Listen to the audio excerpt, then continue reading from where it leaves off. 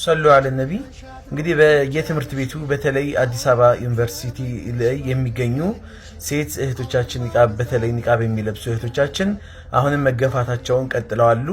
ከትምህርት ገበታቸው ሊባረሩ እንደሚችሉ ወሬዎች እየወጡ ይገኛሉ። ይህም በምክንያት ነው ከተባለ በሂጃባቸው በኒቃባቸው ጉዳይ ነው። በዚህ አጋጣሚ ለመናገር የምፈልገው በተለያዩ አጋጣሚዎች ሂጃብ ስንል እኛ ሙስሊሞች ሂጃብ ማለት ኒቃብንም የሚያካትት ነው። የተሟላ ሂጃብ ኒቃብ ነው። ኒቃብንም የሚያካትት ነው። ፊትን ያልሸፈነም ሂጃብ ነው። እንደዚህም ደግሞ ኒቃብ ፊትን የሸፈነም ሂጃብ ነው። ሰውነትን የሸፈነ ሂጃብ ነው። ሂጃብ የምንለው የመንግስት ታላላቅ ሰራተኞች ወይም ደግሞ ታላላቅ ሚኒስትሮች ይህንን ተልቢስ አድርገው ወይም ሸፋፍነው የሚያልፉበት መንገድ ሂጃብ አልተከለከለም። ሐታ የሙስሊም የተለያዩ ሚኒስትር ላይ የሚገኙ ሴት እኛ እንኳን አልተከለከልን በማለት ሽፋን ሲያደርጉ ተስተውሏል።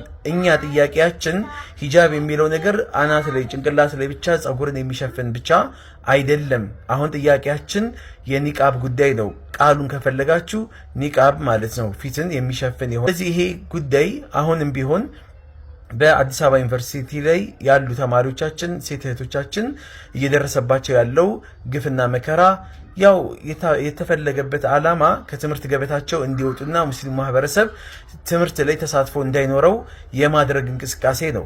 የተለያዩ ቦታዎች ላይ ጥያቄ በሚደረግበት ሰዓት ላይ መች ተከለከለ አልተከለከለም የሚል ጥያቄ ይነሳል።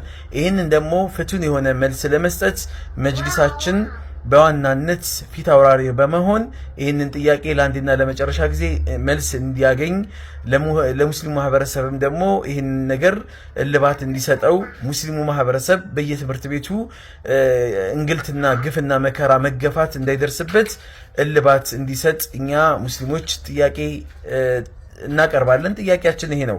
መንግስትም ደግሞ ይህንን ነገር ጥያቄ ውስጥ በመክተት ወይም ደግሞ ይህንን ነገር አጽንኦት በመስጠት መልስ አፋጣኝ የሆነ መልስ እንዲሰጥልን እንጠይቃለን፣ እንፈልጋለን። ኒቃብ በሚለው ጉዳይ ላይ መልስ እንዲሰጥ ሙስሊም እህቶቻችን እስከ መቼ ድረስ ተገፍተው፣ እስከ መቼ ድረስ ተጨቁነው፣ እስከ መቼ ድረስ ተሰቃይተው ይኖራሉ?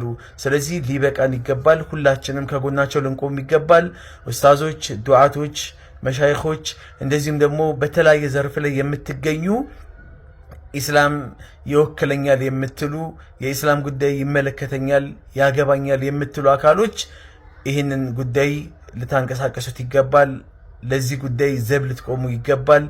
እኛ እያለን በህይወት እያለን ሂጃባችን ሊደፈር አይገባም፣ ልንናቅ አይገባም። ሁላችንም ለሚመለከተው አካል ማድረስ መቻል አለብን። መጅሊስ ንቃ፣ አሁንም ንቃ። ከዚህ በፊት ጥሩ እንቅስቃሴ እያደረጋችሁ እንደሆነ ተስፋ ማለት ያየነው ነገር ነው፣ የሰማነው ነገር ነው። ስለዚህ አሁንም እንቅስቃሴው እንዳይቀር፣ እንቅስቃሴው በተጠናከረ መልኩ እንዲቀጥል ጥያቄያችን ነው። ፍትህ ለሂጃባችን፣ ለኒቃባችን፣ ለሴት እህቶቻችን፣ ለሙስሊም ተማሪዎቻችን ይሁን እላለሁ። ወሰላሙ አለይኩም ወራህመቱላሂ ወበረካቱሁ።